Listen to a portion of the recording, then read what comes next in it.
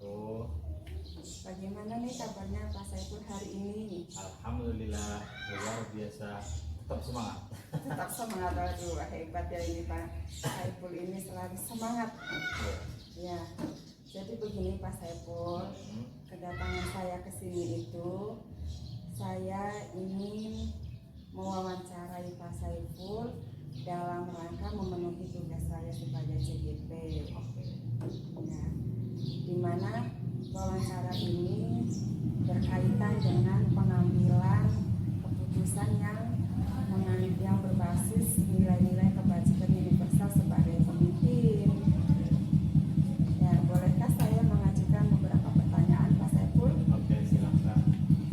Baik, terima kasih Pak Saiful atas waktu dan kesempatannya menyediakan memperbolehkan saya mewawancarai Pak Saiful. Ya. Baik, selama Pak Saiful menjadi kepala sekolah di SD Negeri Bangkor, adakah suatu masalah yang Pak Saiful hadapi sebagai pemimpin, di mana masalah tersebut menimbulkan dilema dalam penyelesaiannya? Bolehkah Pak Saiful menceritakannya kepada saya beserta cara penyelesaiannya? Oke, baik, terima kasih Ibu. Saya sedikit cerita tentang riwayat saya sebagai kepala sekolah ya. Ya. Saya menjadi kepala sekolah kurang lebih hampir 4 tahun di lembaga SD Nu Patrol di bawah yayasan. Artinya SD ini swasta. Tentunya banyak aturan, banyak kebijakan, Iya. sehingga saya dituntut untuk berpikir keras untuk menentukan keputusan. Sesuai tadi pertanyaan bahwasanya untuk menyelesaikan atau memutuskan suatu keputusan yang baik itu tidak serta-merta langsung diputuskan saja. Artinya saya sendiri harus ada dasar, menimbang setiap keputusan dari peraturan itu bagaimanapun harus meminimalisir risiko. Artinya ketika dihadapkan dengan suatu suatu peraturan yang sama-sama baik, tapi ada yang harus dipilih salah satu. Saya memutuskan untuk ambil yang resikonya itu sedikit. Oh, baik. Jadi untuk memutuskan suatu permasalahan yang sama-sama baik itu mengambilnya dari resiko atau konsekuensi yang lebih sedikit, yang lebih ringan ya Pak Saiful ya. Baik, bagus sekali itu keputusan yang sangat solutif ya Pak Saiful. Lantas keputusan apa yang Pak Saiful ambil pada saat itu? Untuk menentukan keputusan itu saya ada beberapa pertimbangan. Yang pertama, sebenarnya untuk memutuskan suatu keputusan diri sendiri saja itu sebetulnya sulit. Apalagi seorang pemimpin tentunya yang berhubungan dengan orang banyak. Pertama, memutuskan suatu keputusan itu pasti ada dampak sosial. Contoh dalam suatu lembaga, dampak dari siswa, dampak dari guru, dampak dari wali murid, dampak dari anak-anak, bahkan dampak dari atasan saya sendiri yaitu yayasan. Seperti yang tadi saya sampaikan bahwasanya meminimalisir risiko itu yang pertama. Yang kedua, ambil yang lebih banyak maslahat atau manfaat, karena bagaimanapun keduanya sama-sama baik. Seperti itu. Dan memang setiap keputusan itu pasti ada konsekuensi, pasti ada risiko. Dan selaku pemimpin harus siap menerima itu. Seperti itu. Iya, baik. Jadi saya mendengar dari cerita Pak Saiful bahwa untuk mengambil keputusan itu yang lebih banyak maslahatnya dan lebih sedikit resikonya. Nah, dari cerita Pak Saiful tersebut, ini saya mengambil paradigma yang Pak Saiful ceritakan itu dari kasusnya itu paradigma individu lawan kelompok sama paradigma keadilan dan peraturan dilawan kelompok dan berbasis peraturan karena mengikuti peraturan dari yayasan juga dari sekolah. Nah, dari modul yang saya pelajari di modul 3.1 ada 2 jenis dilema, yaitu dilema etika yang merupakan dilema benar lawan benar dan rujukan moral yang merupakan dilema benar lawan salah. Nah, menurut Pak Saiful, bagaimana Pak Saiful dapat mengidentifikasi kasus-kasus yang muncul ini? Mana yang merupakan kasus dilema etika dan mana yang merupakan rujukan moral? Baik, terima kasih Bu. Saya di sini selaku kepala sekolah SDN Patrol, yang mana di dalamnya itu pasti ada yang namanya manajemen. Saya tidak bisa lepas dari manajemen, baik dari manajemen waktu, manajemen kerja, manajemen keuangan, dan masih banyak lagi. Nah, di dalam manajemen itu ada yang namanya perencanaan, ada yang namanya pelaksanaan, ada yang namanya evaluasi. Nah, dari ketiga poin tersebut, tentunya masalah yang saya hadapi adalah tidak lepas dari perencanaan, pelaksanaan, dan evaluasi. Nah, dari situ kita bisa meminimalisir resiko-resiko yang akan terjadi ketika mau memutuskan suatu keputusan peraturan. Seperti halnya peraturan sekolah, peraturan dinas pendidikan, peraturan yayasan. Nah, ketika sudah direncanakan dari awal, maka untuk memutuskan suatu problem yang dimana sama-sama benar, sama-sama punya dasar, ya, itu kita setidaknya tingkat resikonya lebih rendah. Pasti semua keputusan itu pasti punya resiko. Dan ketika tadi memutuskan suatu benar yang salah, atau tadi kaitannya dengan keadilan, kalau benar salah itu sangat mudah menurut saya, karena seperti tadi tingkat resiko, tingkat masyarakat manfaat. Nah, yang sulit itu ketika sama-sama benar dan memiliki dasar. Paling tidak ketika sudah punya rencana, sudah melaksanakan, bahkan sudah dievaluasi, nah disitu kita bisa memutuskan problem yang dihadapkan ketika sama-sama problem itu sama-sama seperti itu. Berarti yang sama-sama benar ini yang merupakan dilema etika yang bagi Mas Pak Saiful ini sedikit memerlukan pemikiran yang sangat luar biasa untuk memutuskannya ya. Nah, selama ini bagaimana Pak Saiful menjalankan pengambilan keputusan di sekolah Bapak, terutama untuk kasus-kasus di mana ada dua kepentingan yang sama-sama benar atau sama-sama mengandung nilai kebajikan? Untuk memutuskan suatu keputusan, tentunya saya harus siap menerima konsekuensi. Artinya, ketika dihadapkan dengan problem yang sama-sama benar dan sama-sama punya dasar, sama-sama punya aturan, itu kita harus punya keberanian. Yang mana keberanian itu harus siap menerima konsekuensi. Ya, karena bagaimanapun, seperti halnya kita di sekolah SDN Patrol itu, saya punya atasan yayasan dan saya berinduk pada dinas pendidikan. Dan saya harus punya keberanian untuk menentukan keputusan yang sama-sama benar, ya, apapun konsekuensi, apapun resikonya. Tentunya saya di lembaga pendidikan kaitannya dengan masyarakat. Dalam hal ini adalah wali murid atau guru seperti itu.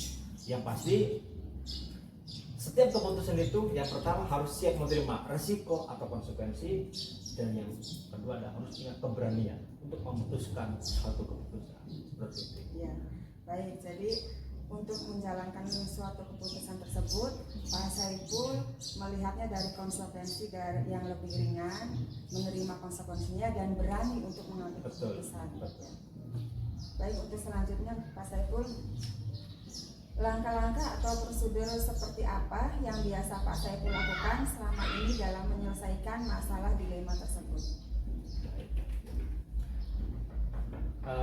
Kalau dilihat langkah-langkah atau tahapan lah katakan ya, saya itu di lembaga tentunya ada wakil, ada wakil kurikulum, ada wakil kesiswaan, ada wakil sarana prasarana. Nah, semua itu saya meminta pendapat atau meminta untuk pertimbangan. Nah, endingnya atau akhirnya itu kepala sekolah yang memutuskan. Nah, langkah-langkah itulah yang dijadikan dasar saya untuk menentukan suatu peraturan atau keputusan yang mana dijadikan peraturan baku di sekolah. Jadi dengan langkah-langkah tersebut istilahnya Pak Saiful berdiskusi ya, Betul. berdiskusi dengan kepentingan yang kepentingan apa? Berdiskusi dengan pihak-pihak yang berkepentingan. Ya. Nah, hal-hal apa saja yang Pak Saiful anggap efektif dalam pengambilan keputusan pada kasus-kasus dilema tersebut? Untuk menentukan keputusan atau hasil yang efektif, tentunya dalam satu lembaga itu punya tanggung jawab dan tupoksi. Seperti halnya dalam sekolah SD ya, SDNU. Ada yang namanya wali kelas, ada yang namanya guru PD, ada wakil kepala kesiswaan yang tadi saya sampaikan, kurikulum, sarpras. Nah, itu sesuaikan tupoksinya masing-masing atau tanggung jawabnya masing-masing. Nah, ketika problem itu yang kaitannya dengan siswa, maka itu sudah tanggung jawab wakil kepala siswa. Ketika itu keputusannya yang berkaitan dengan guru atau staf, itu kaitannya dengan wakil guru. Ketika keputusan itu berkaitan dengan sarana prasarana sekolah atau lembaga, itu ada wakil kepala sarana. Nah, ketika keputusan itu menyangkut peraturan keseluruhan atau secara global, nah itu saya memutuskan dengan dasar ada yang namanya diskusi atau rapat terbatas. Ya, artinya saya pun selaku pemimpin atau berapa tidak otoriter, ya, ada masukan-masukan, ada diskusi seperti itu. Walaupun dalam suatu hal pasti ada keputusan yang tanpa diskusi. Nah, melihat lagi apa problem yang dihadapkan. Jadi kita lihat dulu masalahnya apa, ya, Betul. Pak, agar lebih efektif dikembalikan ke tupoksinya masing-masing. Baik, terima kasih Pak.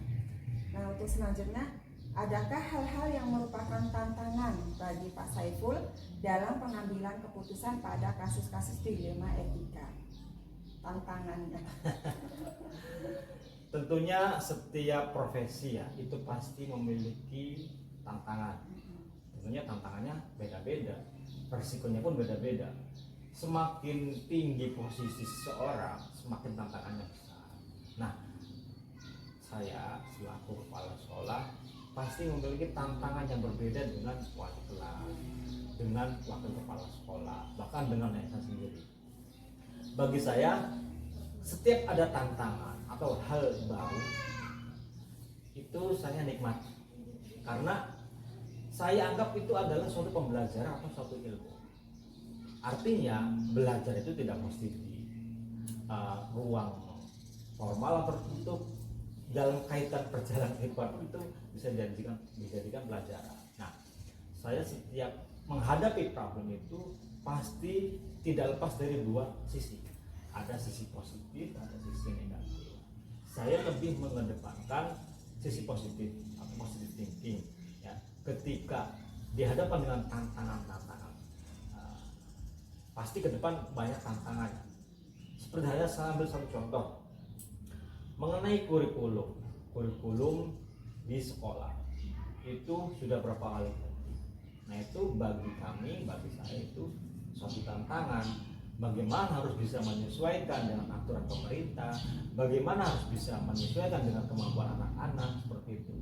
Artinya setiap tantangan yang saya hadapi adalah saya dinikmati, karena saya dijadikan suatu pembelajaran untuk pengalaman ke depan. Jadi tantangannya dinikmati aja ya Pak. Karena tantangan juga itu merupakan pembelajaran. Bagus sekali Pak Saiful ya. Nah, apakah Pak Saiful memiliki sebuah tata cara atau jadwal tertentu dalam sebuah penyelesaian kasus dilema etika? Maksudnya, apakah Pak Saiful langsung menyelesaikan di tempat atau memiliki sebuah jadwal untuk menyelesaikannya? Bentuk atau prosedur seperti apa yang dijalankan untuk menyelesaikan dilema itu? Baik, saya selaku pimpinan atau kepala sekolah tentunya ada beberapa hal yang memang harus memutuskan suatu problem atau keputusan. Ada problem yang harus diputuskan langsung, ada problem yang diputuskan atau didiskusikan berdasarkan rapat terbatas. Nah, kaitannya adalah saya memiliki yang namanya itu Renstra atau rencana strategis. Itu sifatnya umum yang berkaitan dengan peraturan sekolah. Ya. Nah, dalam memutuskan keputusan atau peraturan, selagi itu tidak perlu adanya diskusi, saya putuskan langsung. Walaupun dengan dasar melihat tadi tingkat resiko dan tingkat maslahat manfaat seperti itu. Yang pasti saya memiliki rencana strategis untuk lembaga yang saya pimpin untuk meminimalisir risiko, untuk pelaksananya lebih maksimal, dan untuk evaluasi di berikutnya total. Jadi melihat dulu problemnya seperti apa. Betul. Apakah bisa ditentukan secara langsung atau membutuhkan diskusi seperti itu dengan strategi yang Pak Saiful miliki ya. Oke. Nah, dalam menyelesaikan problem, adakah seseorang atau faktor-faktor yang selama ini mempermudah atau membantu Pak Saiful dalam pengambilan keputusan terhadap kasus-kasus dilema etika? Oke. Baik, dalam satu lembaga, organisasi atau instansi, ya, katakanlah ambil sampel 10 orang karyawan, itu ketika yang 8 sudah nurut itu sudah bagus, karena pasti dalam suatu lembaga atau organisasi itu ada yang membantu, ada yang hanya sekedar membantu, ada yang masa bodoh. Itu sudah pasti. Artinya ketika seorang pemimpin itu harus sudah siap semua dihadapkan seperti itu. Jadi itu pasti, apalagi di dunia kerja. Ada yang loyalitasnya bagus, ada yang standar, ada yang biasa saja. Artinya ya itu tadi, saya sudah siap menerima konsekuensi atau resiko ketika ada bawahan saya yang loyalitasnya sungguh-sungguh dan loyalitasnya biasa-biasa saja. Dan itu sudah tanggung jawab saya selalu pemimpin untuk membackup apa-apa yang akan terjadi. Berarti tentunya ada yang membantu dan ada pula yang juga istilahnya biasa standar saja. Betul.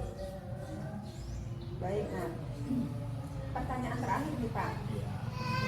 Dari semua hal yang telah Pak Saiful sampaikan tadi, pembelajaran apa yang dapat Pak Saiful petik dari pengalaman Bapak dalam pengambilan keputusan dilema etika ini? Oke.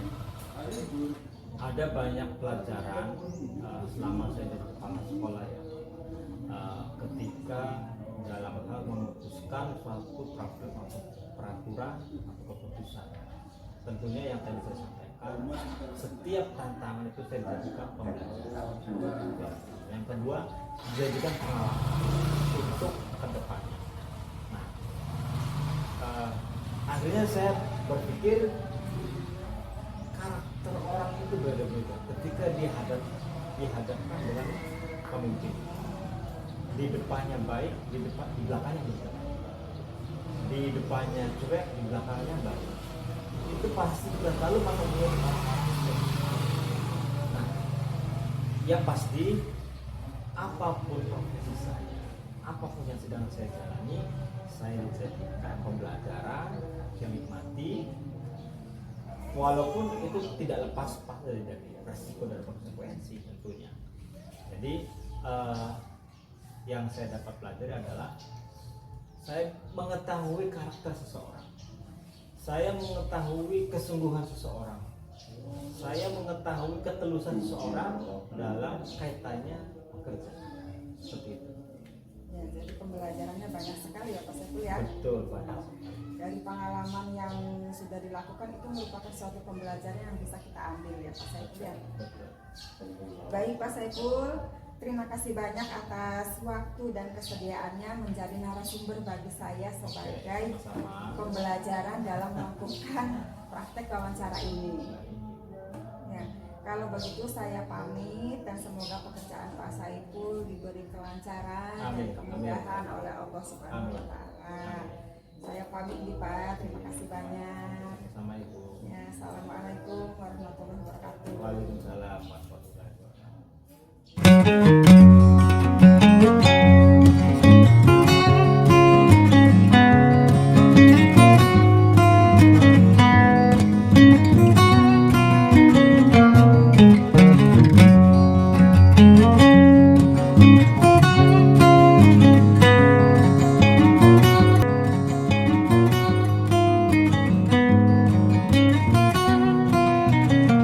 Assalamualaikum warahmatullahi wabarakatuh, Bu Wiwin.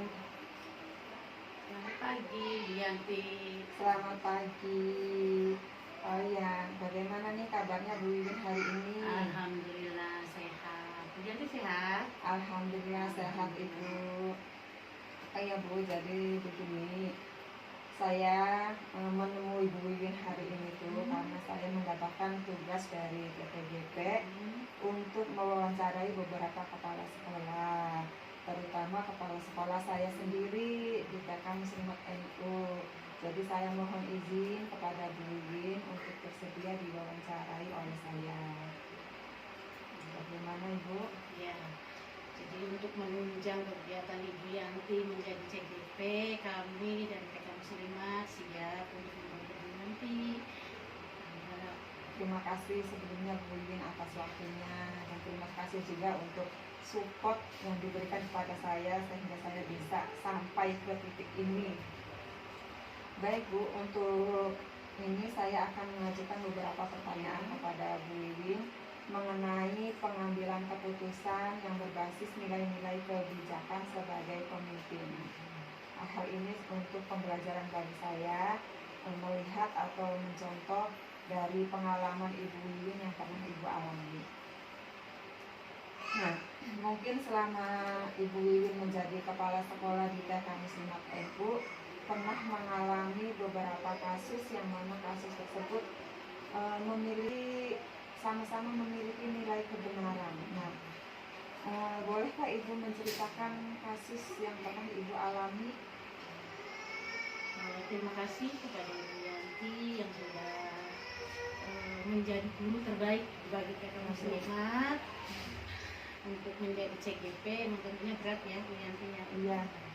Insya Allah kalau umpamanya perjalanan ini selesai, Ibu Yanti tentunya pasti akan sukses. Amin. Jadi menurut saya kalau umpamanya di sekolah TK Muslimat tentunya banyak dilema-dilema atau permasalahan-permasalahan yang kita hadapi di setiap harinya.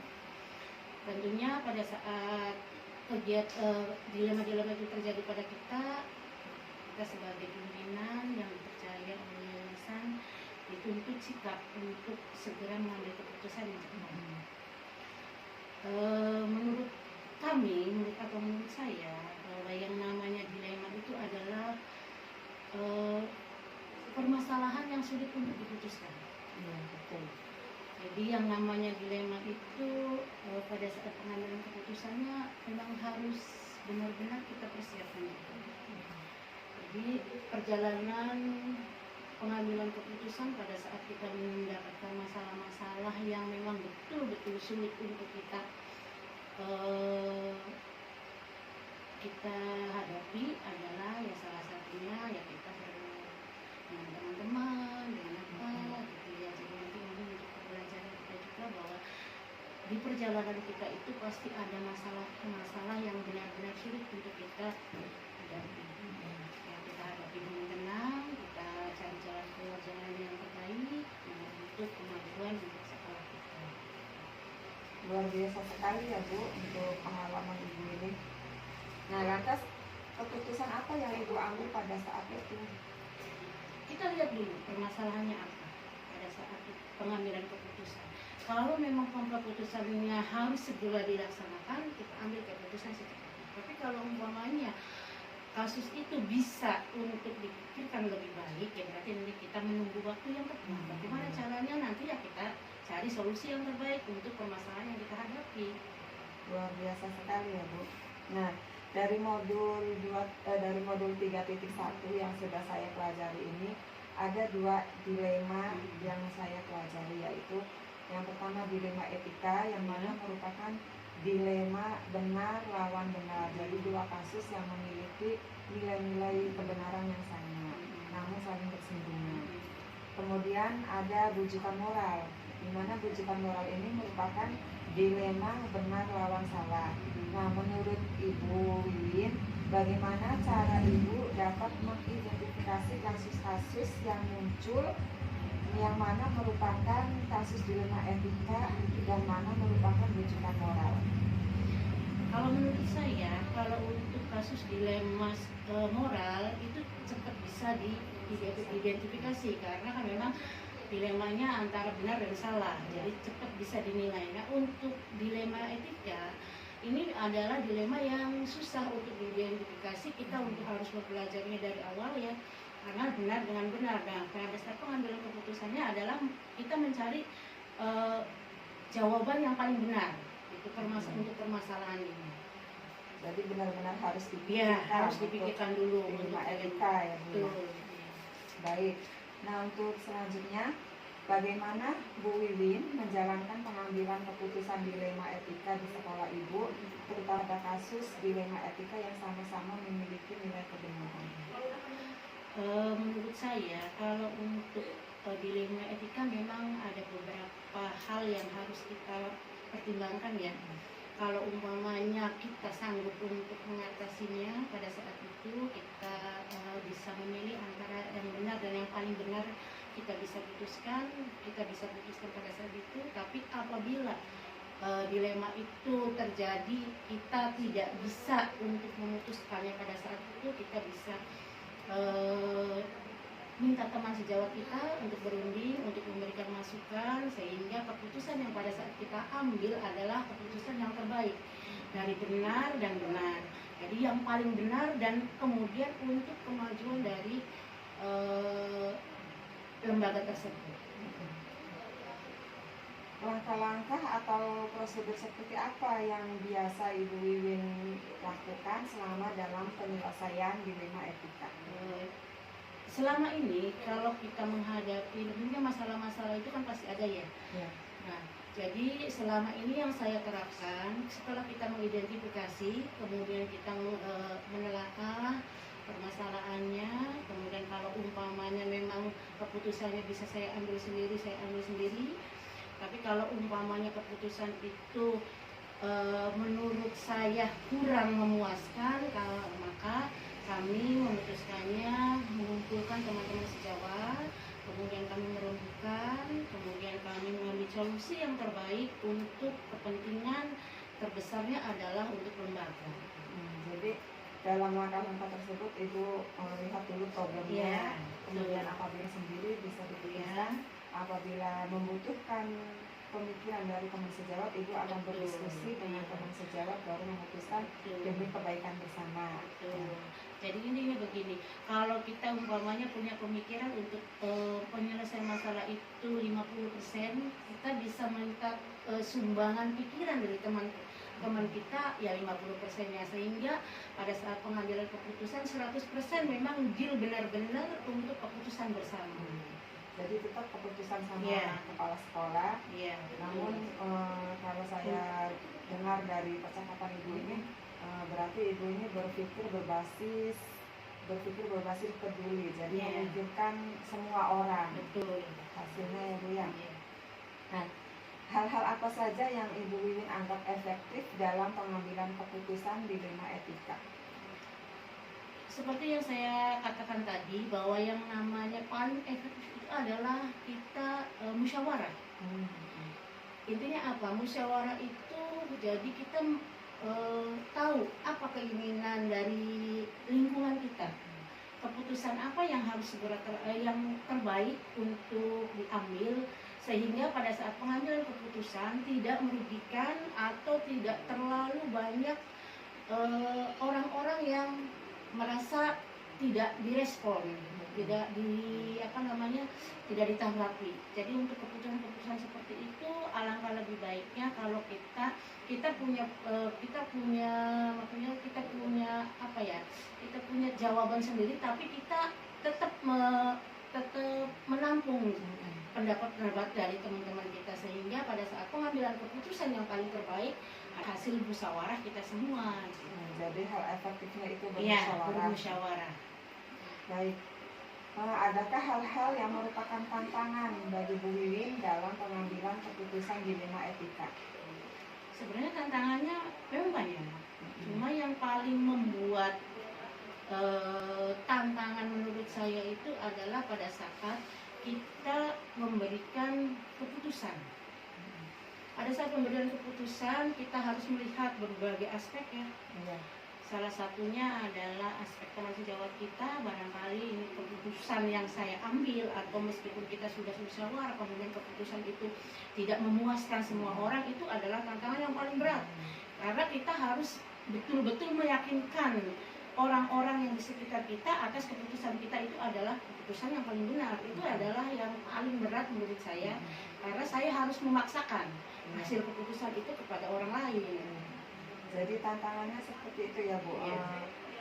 Mau tidak mau orang lain harus Iya. menerima. Nah, tantangannya seperti itu. Ya memang kalau sebuah keputusan itu tidak semua Iya, orang tidak semua puas. iya puas, karena kita tidak bisa memuaskan ya Bu. Nah, untuk selanjutnya, apakah Ibu Wiwin memiliki cara atau jadwal tertentu dalam sebuah penyelesaian kasus dilema etika? Maksudnya apakah Ibu mengambil keputusan itu pada waktu saat Ibu juga di tempat, atau memiliki jadwal tertentu untuk menyelesaikan kasus? Jadi kita identifikasi masalah tersebut lagi ya.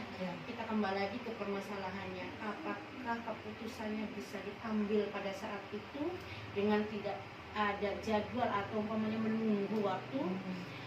Kemudian kalau umpamanya memang keputusannya, dilemanya bisa diselesaikan pada saat itu, saya sebagai pimpinan di sini tentunya mengambil keputusan secara langsung ya. Tapi kalau umpamanya permasalahannya kemudian diambil keputusan secara langsung, butuh lagi dengan semacam kayak tambahan-tambahan untuk pengambilan keputusan lagi, kemudian kita juga masih belum pasti betul apakah keputusan itu benar atau salah ya.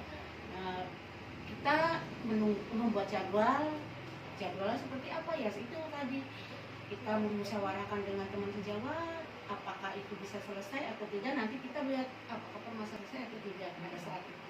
Kalau umpamanya tidak selesai, kita bisa jadwalkan lagi untuk mengulangi lagi pertemuan-pertemuan untuk pengambilan keputusan. Jadi melihat kasus tersebut apakah sulit ataupun memang mudah untuk diselesaikan. Ya, bagus sekali ya Bu. Nah, adakah seseorang atau faktor-faktor yang selama ini mempengaruhi, yang selama ini mempermudah Ibu atau membantu Ibu dalam pengambilan sebuah keputusan? Ya, faktor-faktornya banyak, tentunya dari wali murid, dari teman sejawat gitu. Tapi yang faktor yang paling menentukan dan paling krusial menurut saya, yang mendukung saya pengambilan keputusan adalah teman-teman sejawat saya.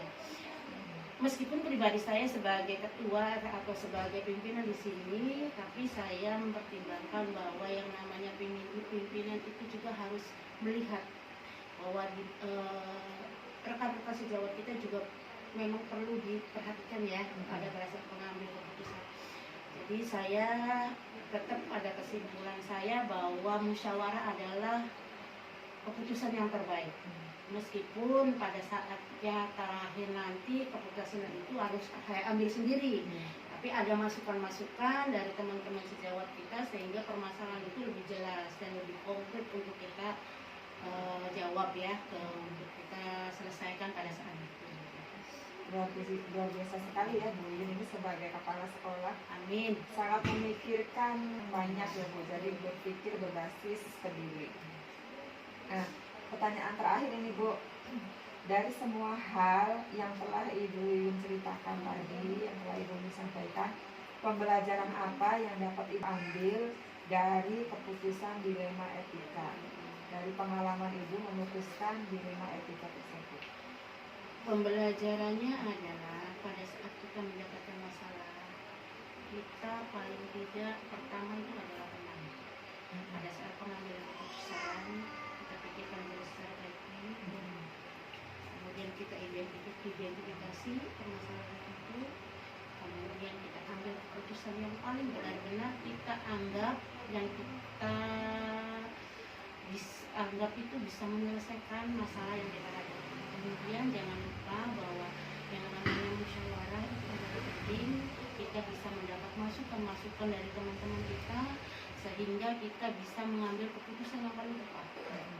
Jadi itu pembelajaran saya untuk yang lain-lain juga barangkali nanti, karena kan kita juga tahu ya kalau yang namanya jabatan atau umpamanya pasti akan suatu saat pasti akan berakhir karena semuanya adalah milik Allah ya.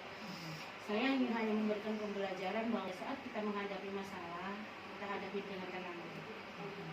Jadi pembelajarannya adalah kesabaran, musyawarah dan lain sebagainya, itu adalah hal-hal yang perlu kita perhatikan. Baik, luar biasa ya. Jadi pembelajarannya itu kita harus sabar, tenang dalam menghadapi masalah dan harus bermusyawarah ya. Baik Ibu, terima kasih banyak atas waktu dan kesempatannya Bu Wiwin sudah bersedia diwawancarai oleh saya. Saya ucapkan terima kasih banyak. Semoga Ibu Yanti sukses sampai selesai, tetap sehat, segera selesai semuanya, ya semuanya sukses. Kalau begitu saya pamit dan semoga Ibu juga diberi kesehatan. Amin. Panjang umur dan sukses serta dimudahkan segala urusan. Terima kasih Bu. Assalamualaikum warahmatullahi wabarakatuh. Waalaikumsalam.